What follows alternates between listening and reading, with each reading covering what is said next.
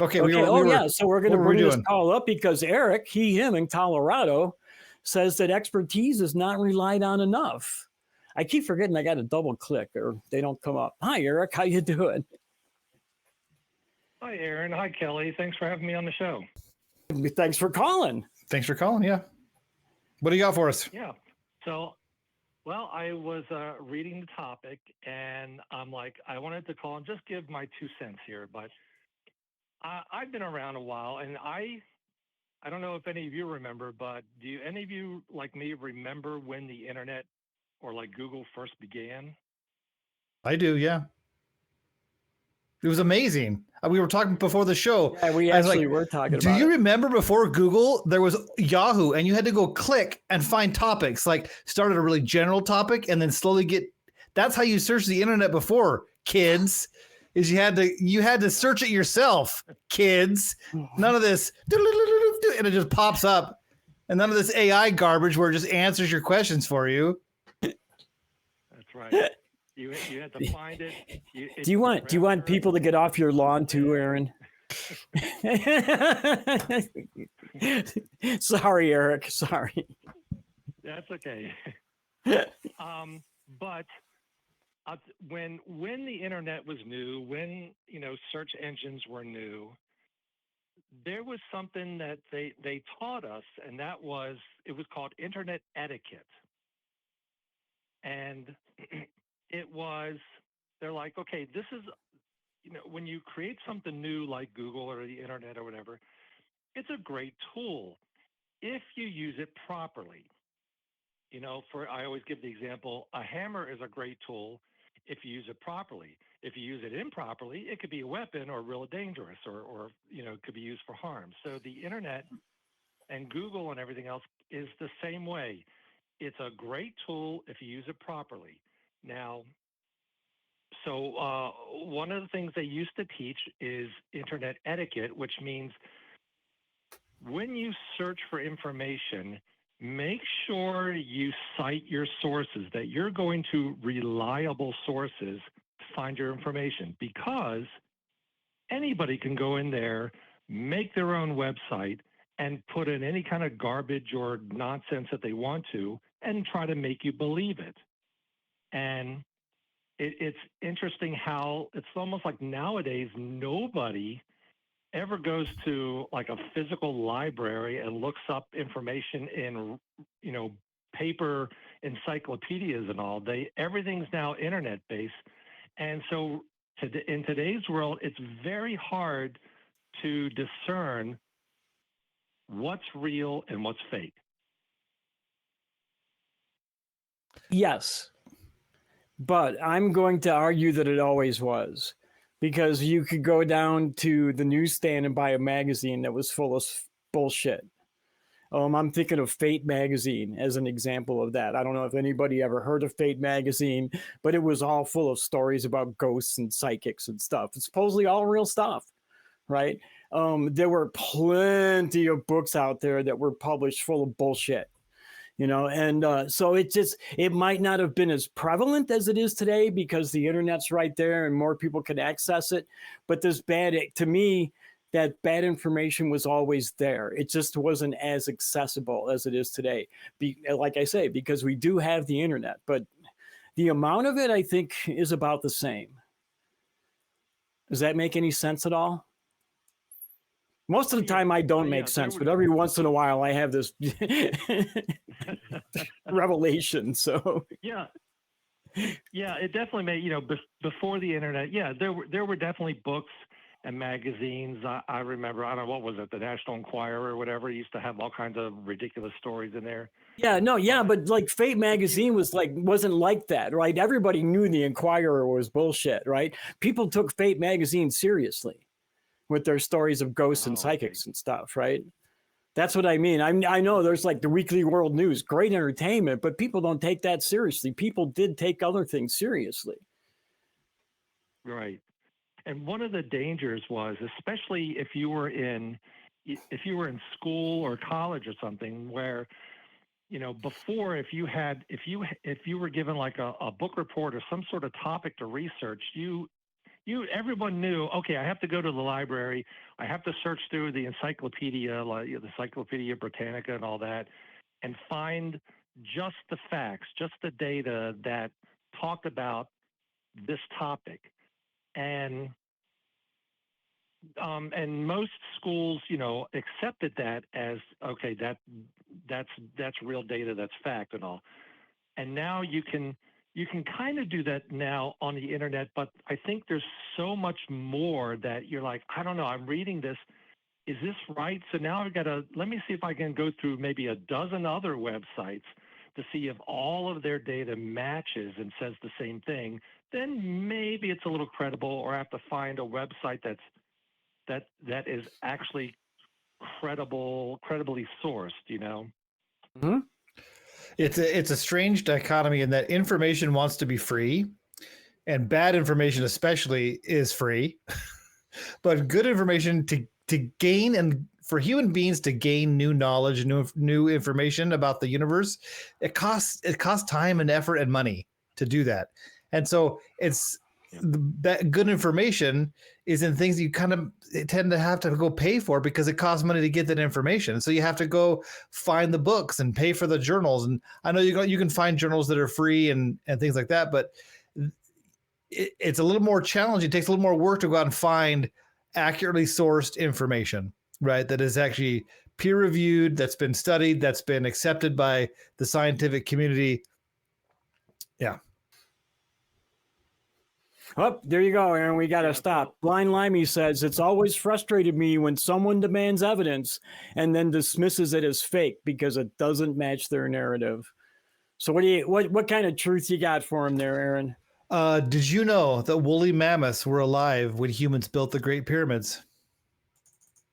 I did know that. Yeah, I did not.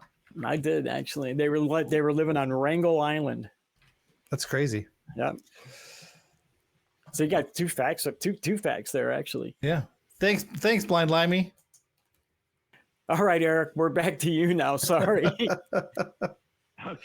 No, that's good. I didn't know that, but that's really cool. Yeah. So when I was in school, we were taught not to use an encyclopedia. You couldn't source as an encyclopedia. I think the equivalent today would be Wikipedia, right? You can't source Wikipedia as a source because you have to go to the things behind Wikipedia to find actual accurate information. And it takes work. It takes work and effort to find accurate information. Like I said, bad information really wants to be free. Yeah. Oh, yeah. And I remember when Wikipedia started, and they were like, well, see, Wikipedia, I think, used to be locked down. So only certain people could enter information in. So they're like, okay, well, this replaces paper encyclopedias. So now you have a digital encyclopedia, and the information we're putting in here is all credible. But then they opened it up, and they're like, okay, now anybody can write whatever they want to in it. I'm like, well, now it's not credible anymore.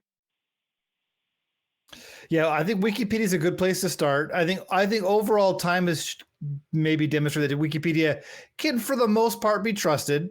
That there are really good people out there that monitor and watch and make sure that only accurate information is out there. But you can get inaccurate information. But that's usually the first place I go, just because usually when I want to learn something, I just want to know at a high level about X, Y, and Z. So I don't really need to go to the library and look up books on gerbils because Wikipedia gives me the information that I need. Do you trust Wikipedia?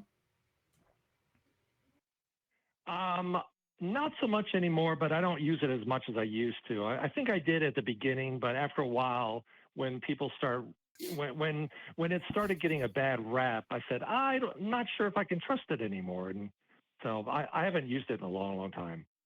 Yeah, that's usually my first source. So where do you go to get your accurate information?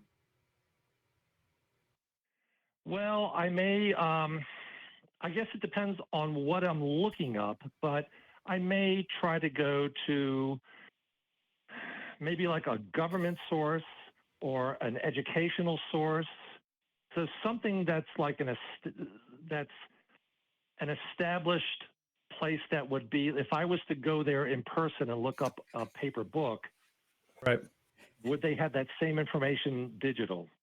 Yeah. So yeah, go to a .gov website, a .edu website. Make sure it's a reputable .edu, of course. I think Google Journal. No, not what's it called. Google has a place where they publish journals. What's it called? I can't remember, but I'm not sure, but one of the problems I know is you're going to get a lot of people that don't trust any government information at all. So, Google Scholar. Yeah, that's I'm being true. Google told. Scholar, yeah, and there you go. Yeah. Thanks, Eli. Yeah, those are all good sources. Textbooks are good places to go because those are being used to teach people what the most accurate knowledge is in the world. So those are good sources as well. Yeah. Yeah. Trade journals. But yeah, it's very so. I just wanted to call and give some information about what I experienced when I was younger and how things have changed with the internet. And I think the younger generations now probably don't get that experience or training. They don't get that etiquette. They don't know what I or any of us went through when we were younger, where we didn't have the internet. So. Yeah, I'll have to. My kids are in high school. One just recently graduated. I'll have to ask them what they got taught as far as how to write papers and how to do research and where to go, because it's so different today than it was, back when I was doing it in high school and doing research. You actually had to go to the books, Library. right? Yeah. You had some people that were on the research papers. They would drive 2 hours south to the University of Oregon library and to do their research, and they'd have to get all the quotes and write note cards and take it home and cite their sources. And if you forgot to write down the source information, guess what? You have to drive back down to Eugene to get the book citation that you could use in your paper. So yeah, that's the way I was taught to do research. Was you got to read it. You got to read it in a book. I remember driving 2 hours to a library so I could read a paper that was just in that library on a university campus. Yeah. And if you were lucky enough, your parents actually bought a whole set of encyclopedias for you at home. Yes. We had one. Yeah. I was lucky. Yeah, we had one with the life books, like the book about fishes and reptiles. We had those too. Oh yeah, when I was growing up. Yeah, but we had an encyclopedia and those books. Yeah, we had Encyclopedia Britannica at my house. I was lucky. The people used to make money doing that, man. Going door to door, selling the encyclopedia. Selling knowledge, man. Oh, yeah. Man, times have changed. Mm-hmm. Knowledge is free, damn it. But I think you're right, though. I think there is a need for experts still. Because there is so much bad information out there. It is really hard to find good information sometimes if you don't know what to look for. And I mean, I see it on a weekly basis here in my store with people come in with all kinds of bad information about rocks and crystals that they believe. And it just isn't true. Mm-hmm. And it's really hard to fight back on that when, somebody has read something on 30 websites and then they come in and see some guy wearing a rainbow tie with long hair who's trying to tell them, no, everything you were told is wrong. Everything you've read for the last 6 months is wrong, all of it. And they don't want to hear it, and a lot of them really want to believe these things. I mean, that happened to me. I wanted to believe that the crystals had these magic powers. I wanted to believe in that we were all one, I still kind of believe we're all one in a way, but I mean, on a spiritual, metaphysical sense, we were all one. And I don't know that that's true. So. Yeah, I think we believe what we right. want to believe when it comes down to it. Yeah. And we can sometimes convince ourselves. Yeah, you're definitely right when you said that when people research on the internet, and if you read like 2 or 3 dozen websites about this one particular topic that you're interested in, and some of them say what you want them or what you believe in, or they confirm you, and others are against what you believe. So you want to hold to, well, I believe in this, so I'm just going to believe in the ones that agree with me, and I'm going to ignore the ones that don't agree with me. And I'm like, well, that's not really how good research is done. Yeah. Mm-hmm. And also, good information is also nuanced and complex, and there's lots of gray that's not black and white. And guess what the human brain doesn't like? The human brain doesn't like nuance. It doesn't like complexity. It doesn't like gray. It wants black and white. And so we're constantly fighting our own brain, and we have to tell our brain to stop it. And the more you become an expert on something, the grayer the topic becomes. Yeah. That's true. I mean, for all intents and purposes, evolution is a law of the earth, right? It is the one of the phenomenon in nature that is the most documented, has the most evidence. The gravity is the same thing, right? The forces, but yet the scientists call them the theory of evolution, the theory of, whatever. And that makes people think, well, that if it's just a theory, right? It's like, no, it really is a law. But the people that are experts, they're like, but we could learn something new, and it could change and be different. And that just does not go over well with most people. They don't want things to be like, well, it's squishy. It could be squishy. Timey-wimey. Yeah, timey-wimey, Jeremy-Baramy. It doesn't, it's just, yeah, we're our own worst enemies, man. And this is something that bothers me. I think I listen to way too much atheist stuff and YouTube channels and all, but something and I listen to a lot of people that argue and say, no, you're wrong, science is wrong, science, all that. I'm like, wait a minute. What really bothers me is that nobody said that a scientist will learn and study and research something and find an answer and then boom, stop. That's it. This is the answer from now to eternity. It's like, no, that's not how it works. This is the best with all of the evidence that they've found and studied and learned and researched and everything. This is the best that they have at this particular moment in time. Now, as they keep going, they might say, hey, here's something we haven't experienced or discovered yet, and now we've just discovered it. This changes everything. It could change it a little bit. It could change it a lot. Now we can adjust what we've learned before and now say, hey, this is new. We're now adjusting what we've learned. Now this is the new fact or evidence and all. Yeah, and that's a feature of science, right? That's the whole point of science is to yeah, go ahead. Oh, I'm sorry. The example I always like to use is I like dinosaurs. So if you look back from, decades ago when they first discovered dinosaurs, they said, oh, well, first of all, they were lizards and they walked upright, dragging their tails behind them, and they moved really slow. And that's what everybody believed. And they even built the skeletons wrong in the museum. And iguanodons with a spike on their nose, right? Yeah. And as time went by, they learned more, they studied more, they researched more. Then they're like, wait a minute, we're wrong. They actually don't drag their tails are up. They actually don't, they're not lizards, they're more like birds, So it's not a nose spike, it's a thumb. Science. Yeah. That's true. That was something that actually happened. So to me, it seems kind of ridiculous to say science learn something and sorry, Eric, I got to stop you right there. We got $5 from Phil Honig, I think. Australian. Stop. Phil, we're giving the fun facts here, man. You don't get to give us fun facts. We're giving the fun facts here. But that's cool. Countries like France, Germany, and Poland all have an element named after him, but there's a small village in Sweden that has 4. So what village is that? That came from Phil. Coming back at you, Phil. The Gulf of California is a spreading zone. Many millions of years from now, it will be like the Pacific Ocean. The Gulf of Mexico? Yeah. It'll keep, Baja will go one way and Mexico will go the other. Yes. And the Gulf will end up being as big as the Pacific eventually. Most people say theory, but what they mean is hypothesis. This is from Free Jemmy, I think. Sorry, Eric. Yeah. A theory is the best explanation supported by facts we currently have. Yes, we use the word theory to denote that our knowledge is never complete. Our knowledge is never complete. We're always learning more things.